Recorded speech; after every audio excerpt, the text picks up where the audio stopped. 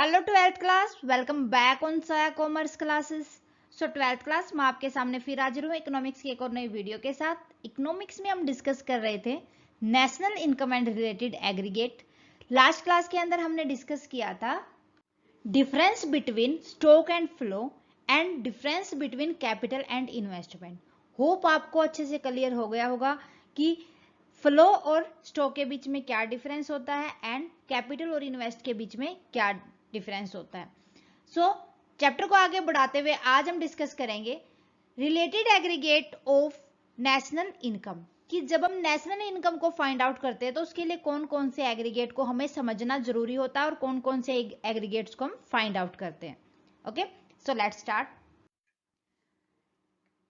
National income से related aggregates होते हैं gross domestic product at market price, then उसके बाद हम देखेंगे gross domestic product at factor cost, GDP at market price and factor cost, net domestic product at market price, NDP at market price, NDP at factor cost, national net national product at factor cost या national income, gross national product at factor cost, GNP at factor cost and GNP at market price, और gross national product at GNP at MP means market price. Clear है? हर एक को अच्छे से समझते हैं। सबसे पहले हम बात करते हैं gross domestic product at market price, means जितनी भी मनी वैल्यू हमें फाइनल गुड्स और सर्विसेज को प्रोड्यूस करने से मिलती है किसी भी अकाउंटिंग ईयर के अंदर किसी भी डोमेस्टिक कंट्री में, वो होता है ग्रोस डोमेस्टिक प्रोडक्ट। भाई याद रखना है, यहां पर जितना भी डेप्रिसिएशन होगा, जितना भी इनडायरेक्ट टैक्स होगा, वो मार्केट प्राइस के अंदर वो सारा का सारा इनडायरेक्ट टैक्स और डेप्रिसिएशन ऐड होता है। यहां पर जीडीपी एट मार्केट प्राइस हो जाएगा net domestic product at factor cost, plus में जितनी भी फैक्टर कॉस्ट है उसके अंदर हम ऐड कर देंगे डेप्रिसिएशन, प्लस में नेट इनडायरेक्ट टैक्सेस। क्लियर है? मतलब एक डोमेस्टिक कंट्री के अंदर अकाउंटिंग पीरियड में जितने की गुड्स और जितने की सर्विसेज बनाई गई है वो होता है ग्रोस डोमेस्टिक प्रोडक्ट। क्लियर है?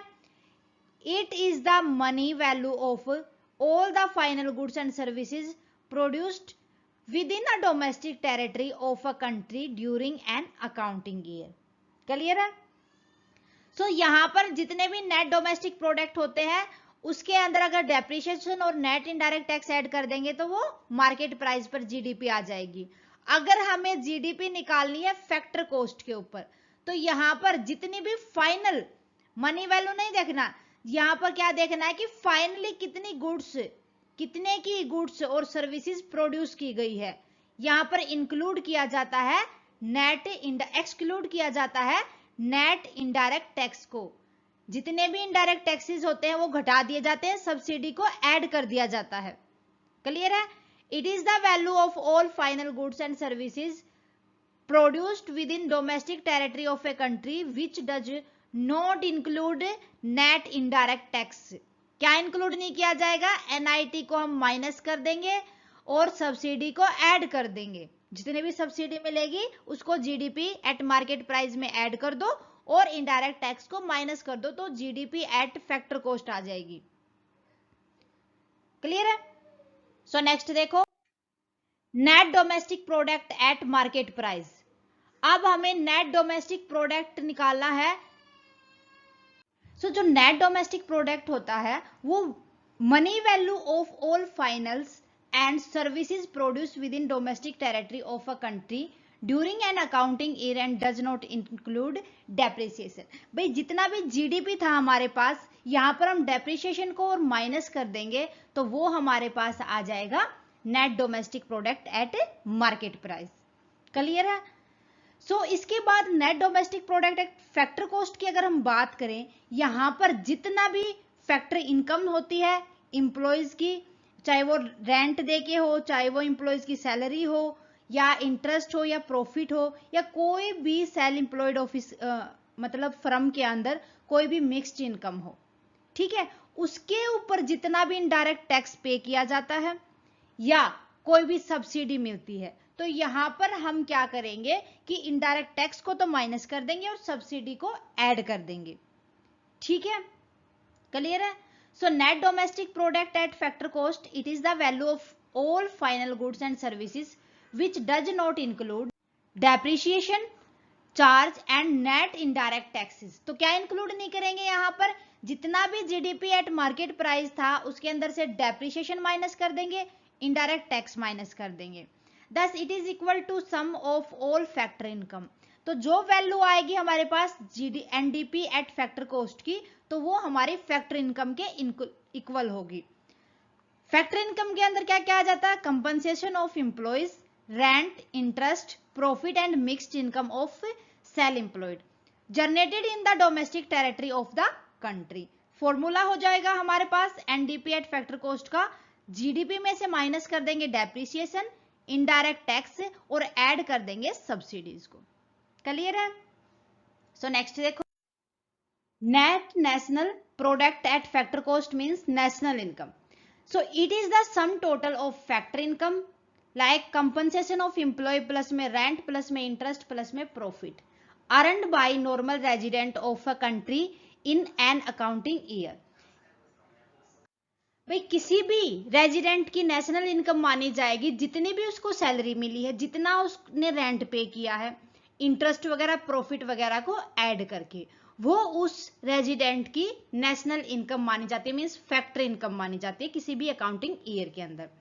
फॉर्मूला हो जाएगा NNP at factor cost is equal to NDP at factor cost plus में फैक्टर इनकम। अब क्या कर देंगे, जितनी भी फैक्टर इनकम किसी भी नॉर्मल रेजिडेंट ने अर्न की है वो ऐड कर देंगे फ्रॉम अब्रोड। कहां से, अब्रोड से, माइनस कर देंगे factor payment made to abroad. भाई इनकम को तो ऐड कर देंगे, जितनी पेमेंट की है उसको हम माइनस कर देंगे। सो वो हो जाएगी नेशनल इनकम। फिर बात करते हैं gross national product at factor cost, GNP at factor cost. It is the sum total of factor income earned by normal resident of a country along with depreciation during an accounting year. भाई किसी भी normal resident के द्वारा depreciation के साथ जितनी भी factor income earn की है वो हो जाएगी gross national product at factor cost.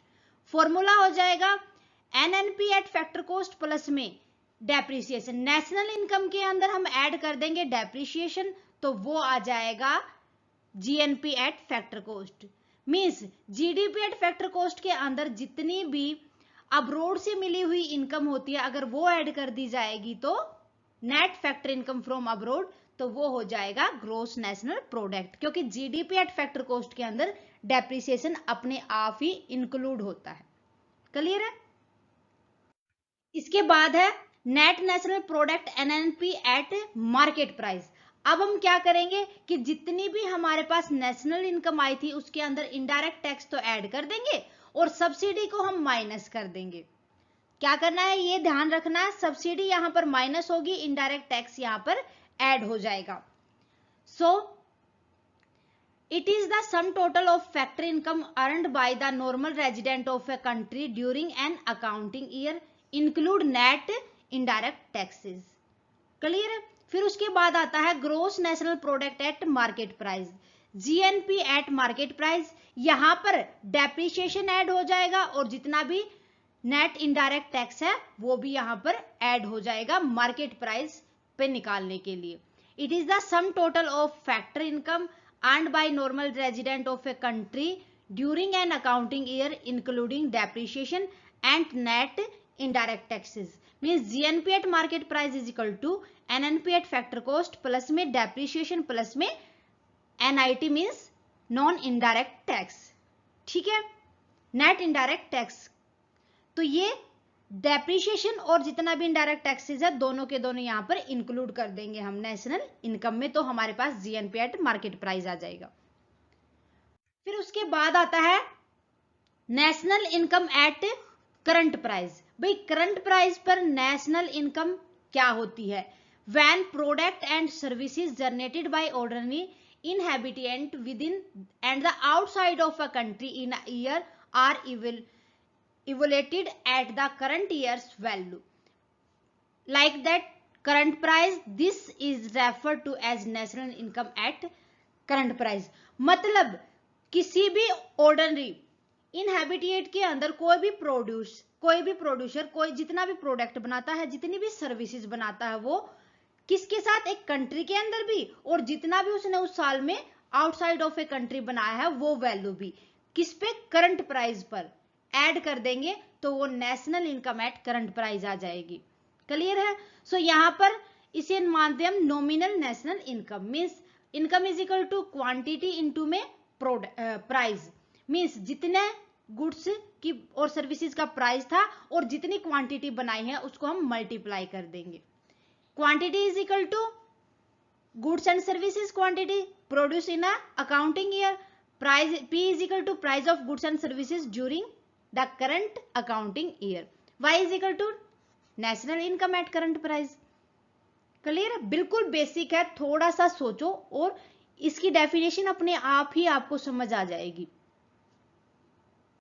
उसके बाद है national income at constant price. भाई कांस्टेंट प्राइस पर नेशनल इनकम फाइंड आउट करनी है। National income eight constant price refer to the worth of product and services produced by the ordinary inhabitant within and outside of a country in a given year at a constant price। भाई देखो यहां पर last में हमने पढ़ा था जो भी करंट प्राइस होता है उसके ऊपर, यहां पर जितनी भी सर्विसेज भी बनाई गई, जितनी भी प्रोडक्ट बनाया गया है, उनका कांस्टेंट प्राइस लेके चलना है।